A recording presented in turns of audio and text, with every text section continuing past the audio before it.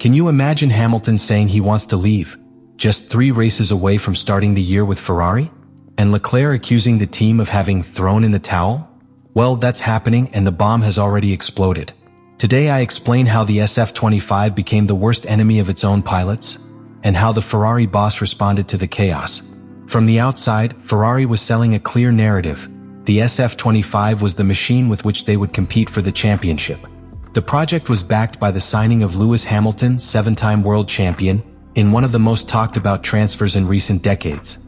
With Charles Leclerc as the consolidated young promise, Maranello's message was unmistakable. They had brought together talent, experience, and ambition. But within the team, in silence, a technical tragedy was brewing. The SF-25 was not just a car with minor problems. It was a single-seater built on a structurally compromised platform. This failure was not evident in the superficial data. It was not something that was detected in a simulator or in a first round of testing. It was a profound defect, invisible to those who only look at stopwatches, but palpable on the track, in every high-speed corner, in every qualifying where the car became unmanageable for no apparent reason. As the first races progressed, the drivers' complaints multiplied. Hamilton, accustomed to cars that respond to the millimeter to his aggressive style of late braking, did not understand why the car lost its rear end without warning.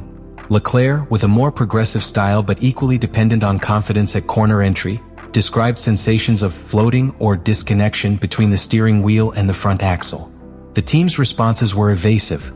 Changes to the setup, spoiler adjustments, tire pressures, engine maps. But nothing worked. The technical truth came to light when it was too late.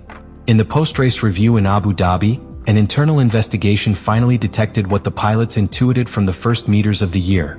The SF-25 chassis had an anomalous behavior under maximum aerodynamic loads.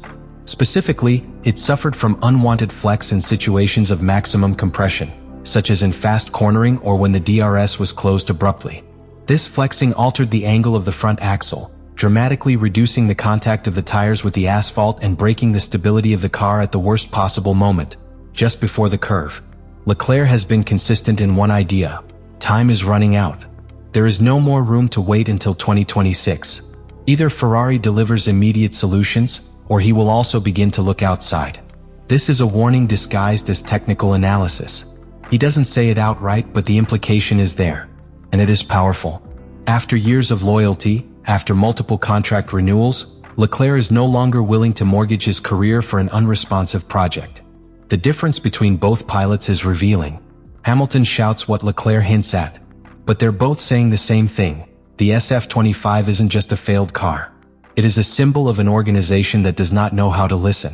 Because the most serious thing is not that the car defect existed. The thing is that the pilots detected it from the beginning and nobody did anything about it. Therefore, when the structural failure of the chassis was confirmed, it was not a surprise. It was a vindication. A public validation that Hamilton and Leclerc were right all along. His feelings, his complaints, his forced changes in driving style were not excuses. They were warnings. And Ferrari, out of pride or negligence, decided to ignore them. In the recent history of Formula 1, few teams have wasted as much human potential through technical management errors as Ferrari at the moment. Hamilton and Leclerc's frustration is not just a matter of results. It is a visceral reaction to realizing that they are trapped in a structure that does not evolve, that does not learn from its mistakes, and that continues to bet on long-term solutions while titles slip away year after year. Now that the ruling is on the table, the question is no longer whether they were right. The real question is, who is going to take responsibility? Because if no one does, the next thing Ferrari can lose will not be a race. It will be its 2-star drivers. After months of silence, Vasseur finally broke his silence. His appearance before the media was not explosive. He did not raise his voice or point fingers. But what he said and what he didn't say marks a turning point in his administration. Vasseur admitted that his driver's criticism was understandable. He said the team had late detected a defect that they should have identified much earlier. And he promised that Ferrari is already working on a structural solution, but for the 2026 season, not for the current car. That phrase, said in a calm tone, is a high-voltage statement.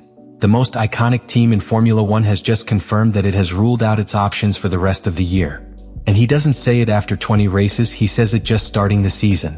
It's an admission disguised as planning. Ferrari has officially turned the page on the SF-25, even though it hasn't even reached the halfway point of the championship.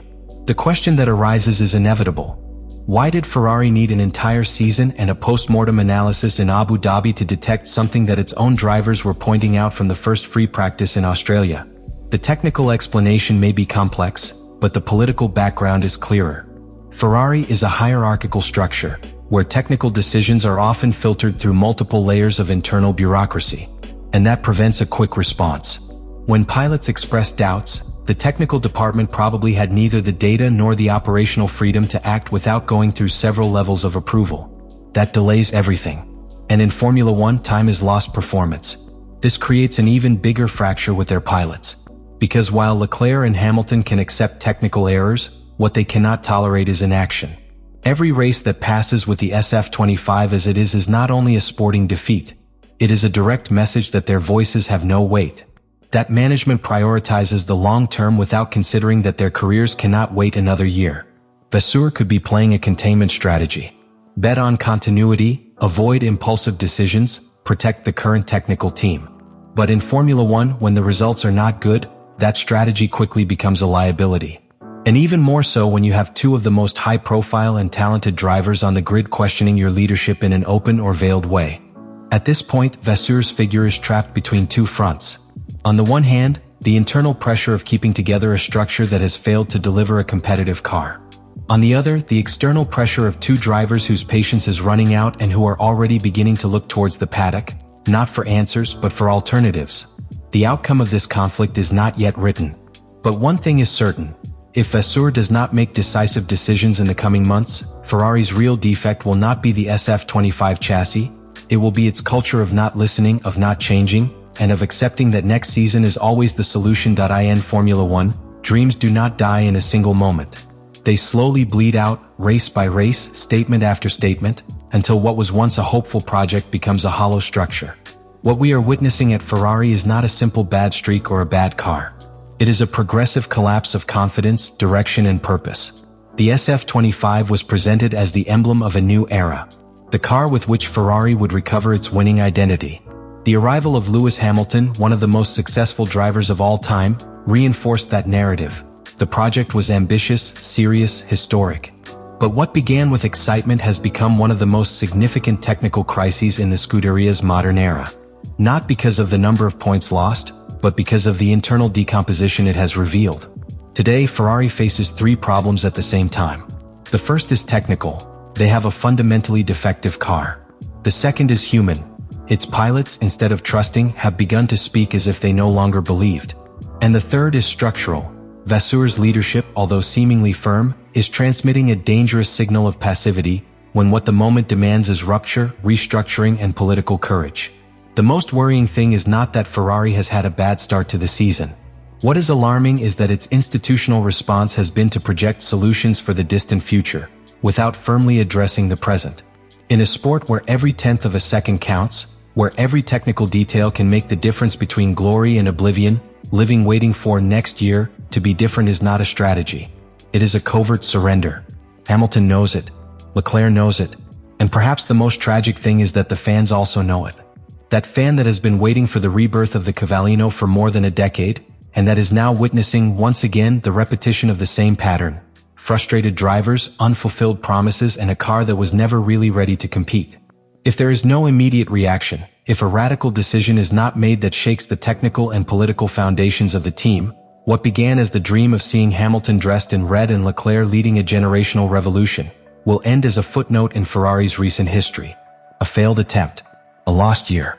Another chapter to add to the long history of wasted opportunities. Let me know in the comments what you think about all this.